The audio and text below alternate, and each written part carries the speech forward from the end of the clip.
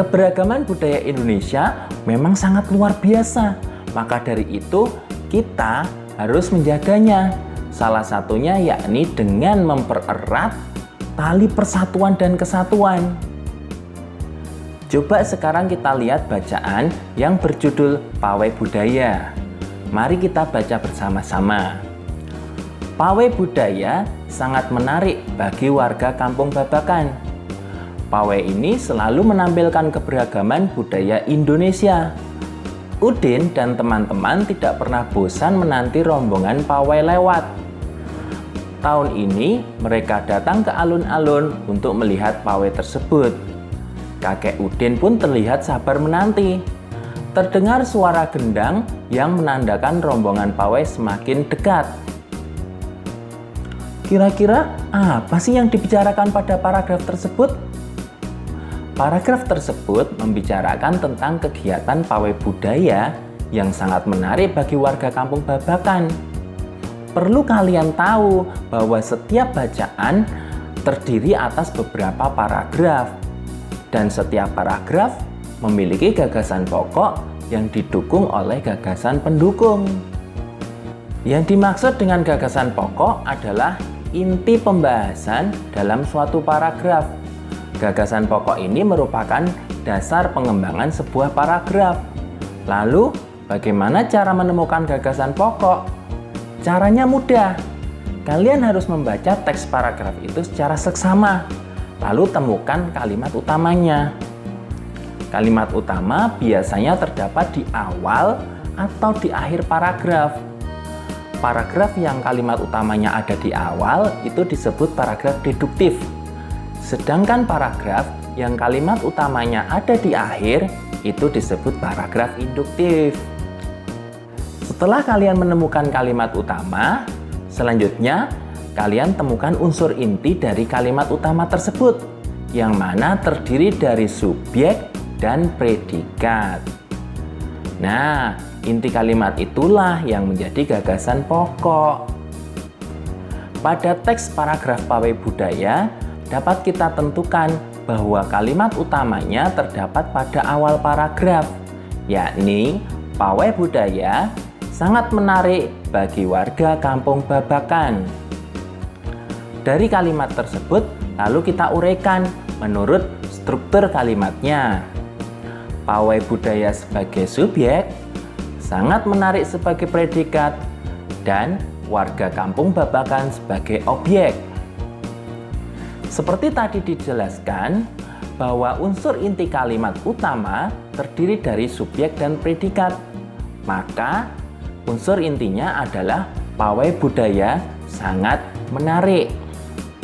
Kalimat inilah yang disebut sebagai gagasan pokok. Mudah bukan? Yang penting sering-sering bacalah, berlatih membaca, karena semakin sering kita membaca, maka semakin mudah kita dalam menemukan gagasan pokok dari apa yang kita baca. Mau lihat pawai budayanya itu seperti apa? Ini dia contohnya.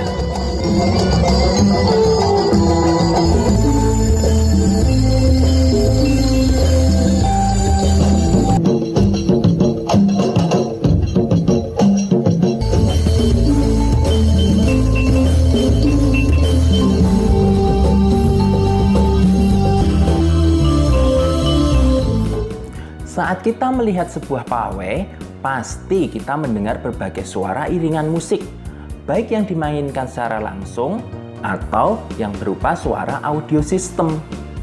Tidak ada pawai yang tanpa suara, kecuali satu, tradisi Topo Bisu Muteri Beteng yang ada di Yogyakarta.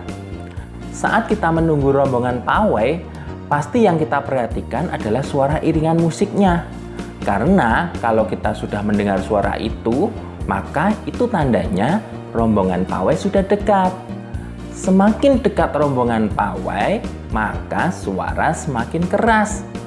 Hal ini terjadi karena kita berada di dekat dengan apa yang disebut sebagai sumber suara atau bunyi. Segala sesuatu yang dapat menghasilkan bunyi atau suara itu disebut sumber bunyi. Sumber bunyi ada banyak di sekitar kita, Misalnya HP, televisi, tape, jam dinding, dan lain sebagainya. Eits, tunggu dulu. Tidak semua suara bisa kita dengar. Kita hanya bisa mendengar suara yang frekuensinya antara 20 sampai 20.000 Hz atau sering disebut dengan suara audiosonik. Sedangkan suara di atas 20.000 Hz itu disebut ultrasonik dan di bawah 20 Hz itu disebut infrasonik. Saat musim puasa atau lebaran, kita biasanya mendengar suara letusan petasan. Terkadang ada yang sampai memekakkan telinga. Semakin keras suaranya, maka telinga kita akan semakin sakit atau tidak nyaman. Maka dari itu, sebaiknya apabila ingin menyalakan petasan, cari tempat yang jauh dari orang-orang supaya tidak mengganggu.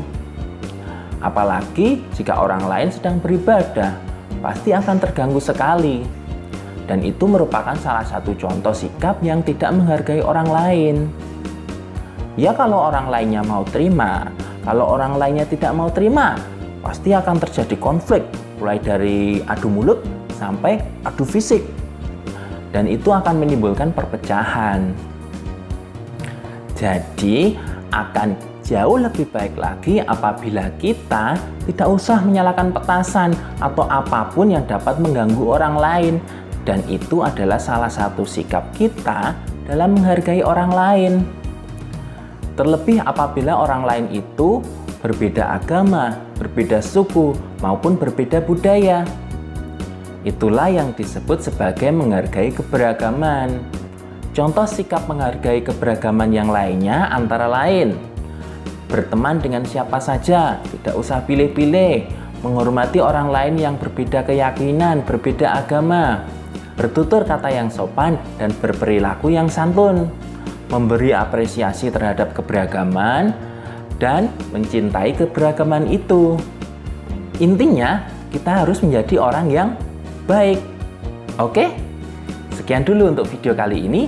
Sampai ketemu di video-video selanjutnya. Sampai jumpa.